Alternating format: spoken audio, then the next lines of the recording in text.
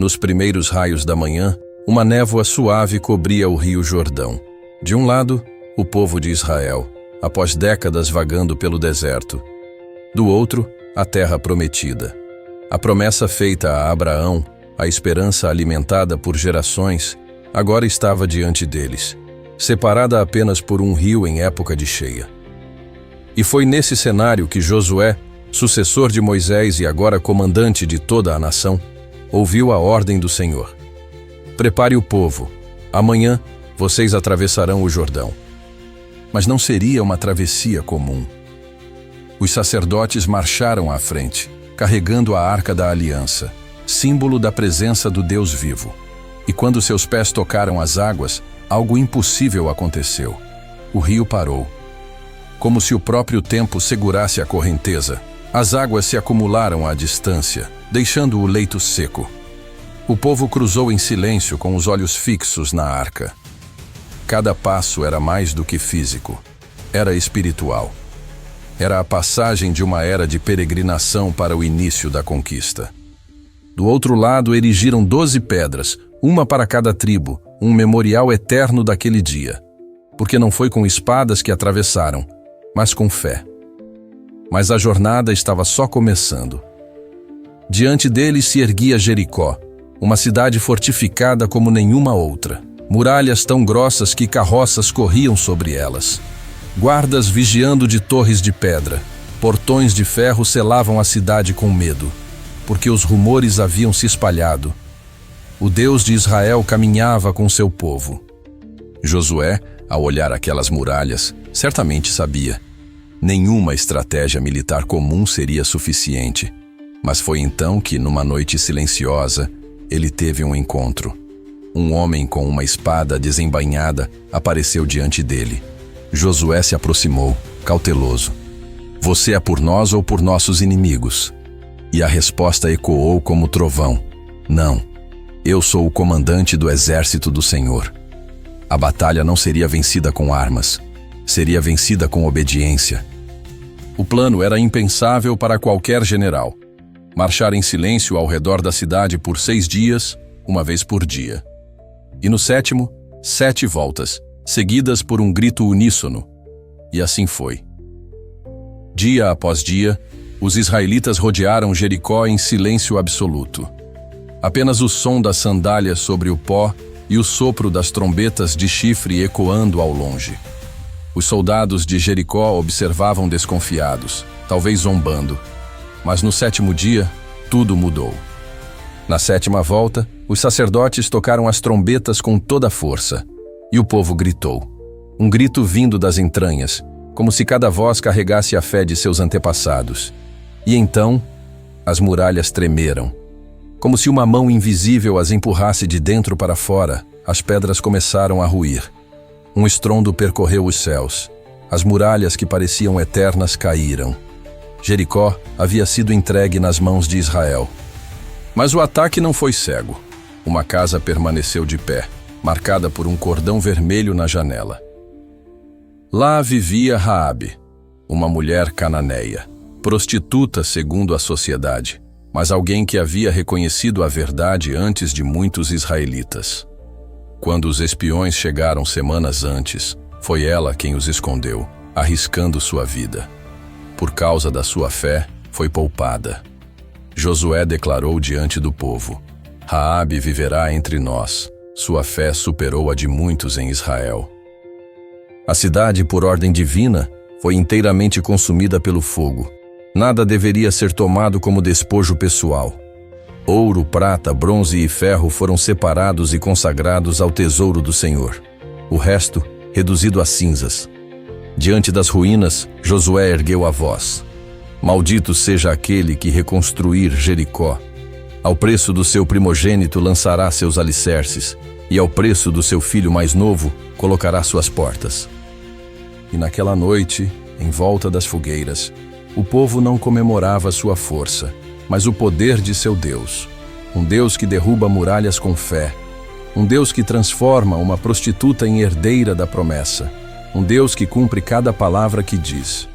Josué então se levantou e diante da nação declarou: Jericó caiu e essa foi apenas a primeira.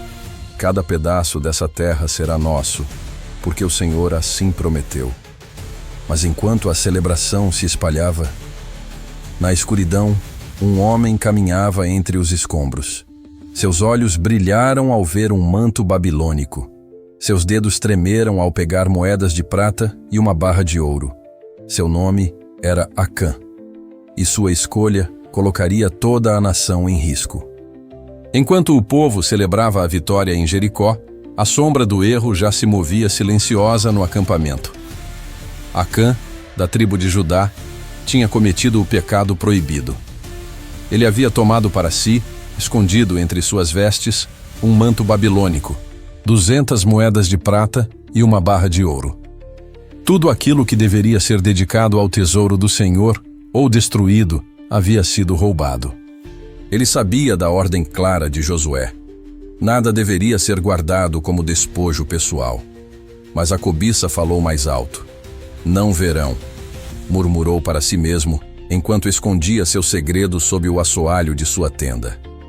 Mas segredos, principalmente aqueles que desobedecem a Deus, nunca ficam ocultos para sempre. Dias depois, Josué enviou um grupo de homens para espionar a próxima cidade a ser conquistada, Ai. Os espiões voltaram confiantes. Uma pequena cidade, poucos habitantes, fácil de dominar. Josué enviou então cerca de 3.000 guerreiros, uma fração do exército, para uma rápida vitória. Mas o que aconteceu foi um desastre. Os israelitas foram derrotados. Perderam 36 homens, fugiram em desgraça, e a humilhação caiu como uma sombra pesada sobre o acampamento. Josué, em profunda angústia, rasgou suas vestes e se prostrou diante da Arca da Aliança, clamando a Deus: "Por que nos entregaste aos nossos inimigos? Onde está a tua promessa?" A resposta foi devastadora e clara. Israel pecou, quebrou a aliança, tomaram do anátema e esconderam entre seus pertences. Enquanto esse pecado permanecer, não estarei com vocês. O silêncio caiu pesado sobre a multidão. Um mal-estar percorreu o acampamento. A maldição estava sobre eles, e a vitória se afastava. No dia seguinte, o povo foi convocado para um julgamento solene. Tribos, clãs e famílias foram chamados, um por um, até que o Senhor revelasse o culpado. Acã não pôde mais esconder seu crime. Diante de todos, ele confessou seu pecado e indicou onde os itens estavam escondidos. A punição foi severa, conforme a lei. Acã, sua família, seus bens e animais foram levados ao Vale de Acor, o Vale da Perturbação, onde foram apedrejados e queimados. Um monumento sombrio foi erguido para que nunca se esquecesse o preço da desobediência. Com o pecado removido, a bênção divina retornou. Josué recebeu de Deus uma nova estratégia para Ai, desta vez uma emboscada. 30.000 guerreiros foram enviados para se esconder atrás da cidade, enquanto o exército principal avançava de frente. Quando os defensores de Ai saíram para atacar, o exército israelita simulou uma retirada, atraindo-os para longe. Então, os soldados escondidos surgiram, tomando a cidade e incendiando-a. O exército de Ai foi cercado e destruído. Israel vingou sua derrota, recuperou a honra e mostrou que a vitória vinha da obediência, não da força. Mas as batalhas não pararam aí. No horizonte, outras cidades cananeias preparavam suas defesas. Uma delas, Gibeão, optou por uma tática diferente: a astúcia. Os líderes de Gibeão enviaram embaixadores disfarçados de viajantes de terras distantes, roupas gastas, sandálias remendadas, provisões velhas, para enganar Israel e garantir um tratado de paz.